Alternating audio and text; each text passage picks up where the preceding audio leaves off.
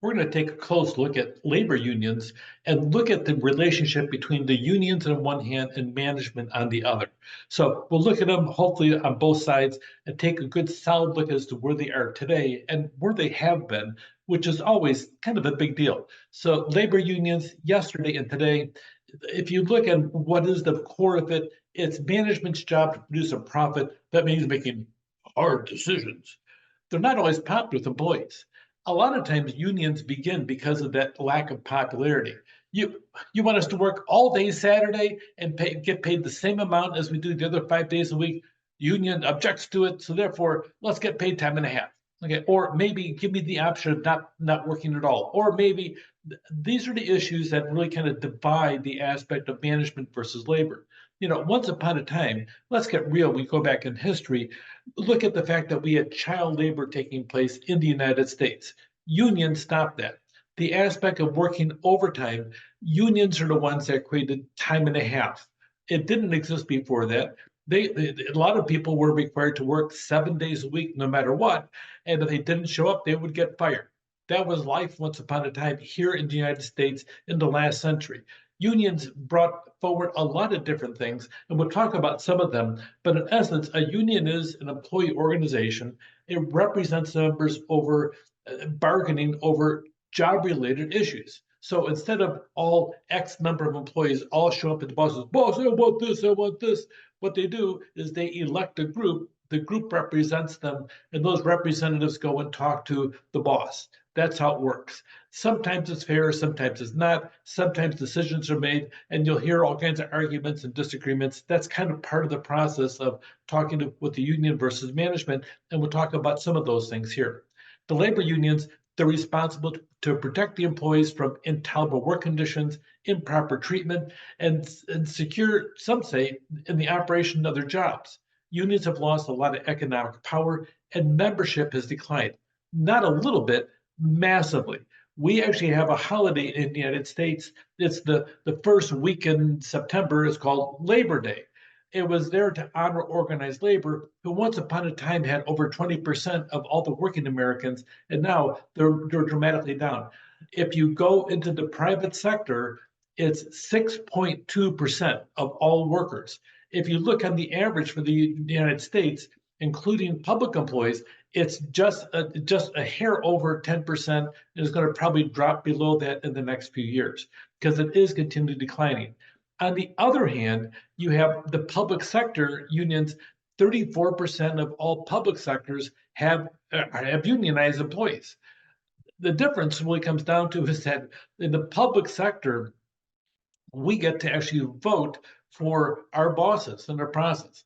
In our district, we have a board of trustees. Well, the board of trustees, on a regular basis, they're talked to by union representatives, and the unions sit down and say, hey, we'll support you if you support the following issues. Well, miraculously, a lot of them do, and they get the support, and the support's more than just a little bit. The support is money. The support is calling on phone banks for them. The support is campaigning, handing out literature for them. The support is, and it goes on and on and on. That is the true power of the unions when they sit down there and get behind a candidate. That's why you'll see 34% in the public sector versus 6.2% in the private sector. So you'll have that, and it really is growing to some extent. Once upon a time, the picture you're seeing here is not made up, it's not fabricated by AI, it's a real picture. If you might notice that those kids are kids, they're working in a factory, they're working in conditions that would probably never be accepted today. Once upon a time, you would have the power for a factory being located in the basement on gigantic machineries that had belts that would go up through the floor into the second and the third and the fourth floor.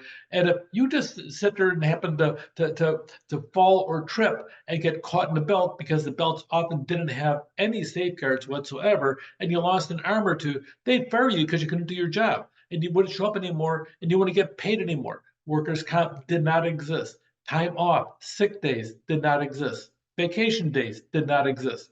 All those things came once upon a time, sometimes almost 100 years ago, in the aspect of the union bringing them forward and negotiating them in a regular workplace. Your current working conditions today, you can pretty much thank the union for it, but it might not be the union that you see today.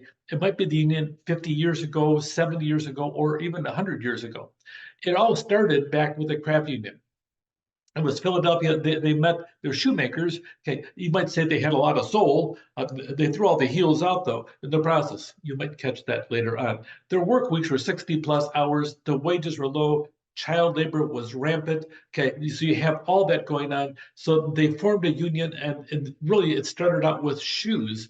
And eventually, you'll see a lot of times, this is what we have a lot of problems. A lot of people, hundreds of young women between the age of 13 and 23 died at the famous Triangle Shirtwaist Company in New York City in 1911. That really set off an awful lot of the movement to have organized labor to bring safe working conditions to the workplace. That was the beginning of it. You'll see also that was touched off later on even further at the Ford Motor Company when they had the famous Chicago riot, where they sent in 38 different officers that had billy sticks and clubbed and killed 7 workers in the process during the picket line. You'll see more and more as the union got more aggressive, so did management, and a lot of ugly things happened in that time period. So that really happened with the Knights of Labor. They joined eventually with the American Federation of Labor in about 1886. And by the time you're there, you also see that there was a thing called the CIO. The CIO, between the two, they broke away in 1935. They rejoined 20 years later as the AFL-CIO. Today, there's the AFL-CIO has 12.5 million members.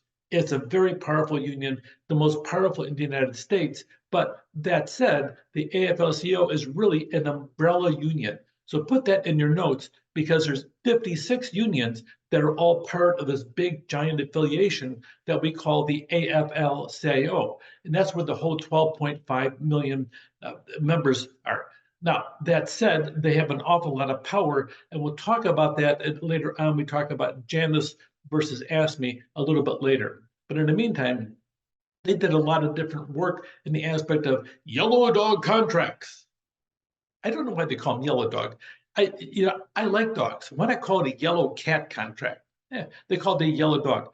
What it was you would actually get employed, and as a condition of employment, you had to sign a yellow dog contract that you would never join a union. Well, the Norris-LaGarde Act, they got rid of that aspect of it. So that is the first act to go in your notes, the Norris-LaGarde Act, although it really isn't that relevant for today's world, because we're going back almost 80, 90 years, and really that base is gone. So, but this is historical and purpose. One of the main things you have to have in your notes is about the idea of collective bargaining. A big deal about it comes down that the employees, they elect a union, and when they do, that union is responsible to represent them in negotiations over contractual agreement. It's called collective bargaining, because they're bargaining on behalf of the collective of all the employees. So that's why we call it collective bargaining. So those members, they lobby, they tell, we want to have the following, and so they choose what they want to bargain over, and they show up and they negotiate. The management in California lays their issues on the table, and so then they identify it, and then they go and they negotiate over those different issues. And eventually you'll have a couple things come out, but on collective bargaining, you have to have this in your notes. The federal law requires both sides have the right to negotiate on wages, hours, and working conditions. Wages, hours, and working conditions. That said, it's not so much in your book, but here's just the reality of federal labor law.